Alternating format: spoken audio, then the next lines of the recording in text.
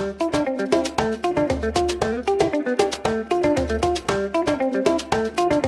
to my kitchen.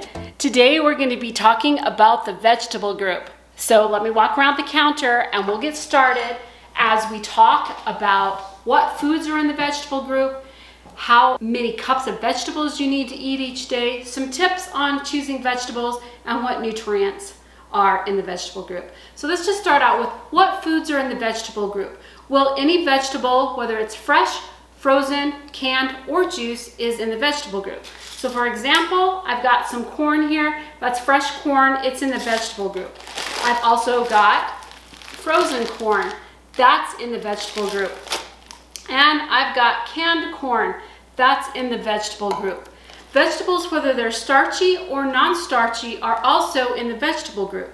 So for example, a potato or a sweet potato or winter squash, those are all starchy vegetables and they're in the vegetable group. Non-starchy vegetables such as tomatoes or summer squash or lettuce, those are also in the vegetable group. So it includes both starchy and non-starchy vegetables in the vegetable group. How many cups of vegetables do you need to consume every day?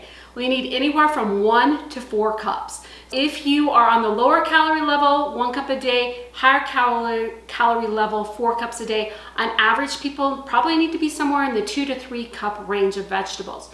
What counts as a cup of vegetable? Well, most things are pretty straightforward. So if I cut up a bunch of, say, this red pepper here, and I eat a cup of that, that would be a cup of vegetable. If I cut up some carrots and ate those, a cup of carrots would be a cup of vegetable. Same thing with broccoli or onions or tomatoes. 1 cup is 1 cup.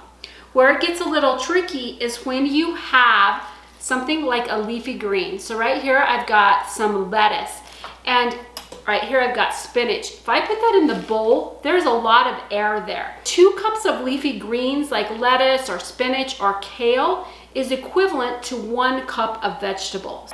If I have vegetable juice, you want to make sure it's 100% juice. It will say right on the label if it's 100% juice. Most vegetable juice is either tomato or a tomato blend, and 1 cup of vegetable juice is equivalent to 1 cup of vegetables.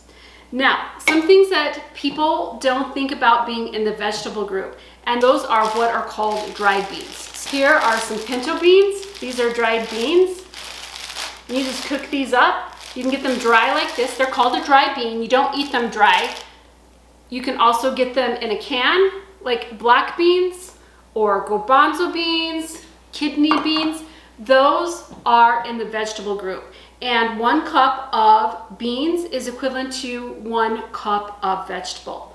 Also, sometimes people don't realize that some things that are mixed are vegetables. For example, I've got this jar of salsa right here, and if I look on the ingredient list on the back, I see that it contains crushed tomatoes, some water, jalapenos, peppers, onions, and vinegar. So this has a lot of vegetables in it. Now, when you are choosing your vegetables, you can choose either fresh, frozen, or canned. If you choose a canned product, like a canned tomato or the juice or the canned corn, check the label to make sure there is not a lot of salt added or sodium added to that. Now, what nutrients are found in the vegetable group? Well, one of the best nutrients in the vegetable group is fiber, and that's found in all your different vegetables. You don't have fiber in vegetable juice, so only in the whole vegetables that are fresh, frozen, or canned.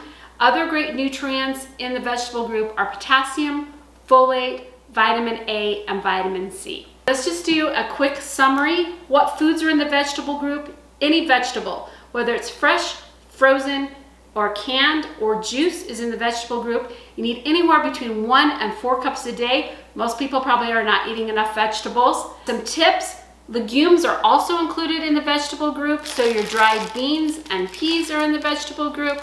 And the nutrients are potassium, folate, fiber, and vitamins A and C.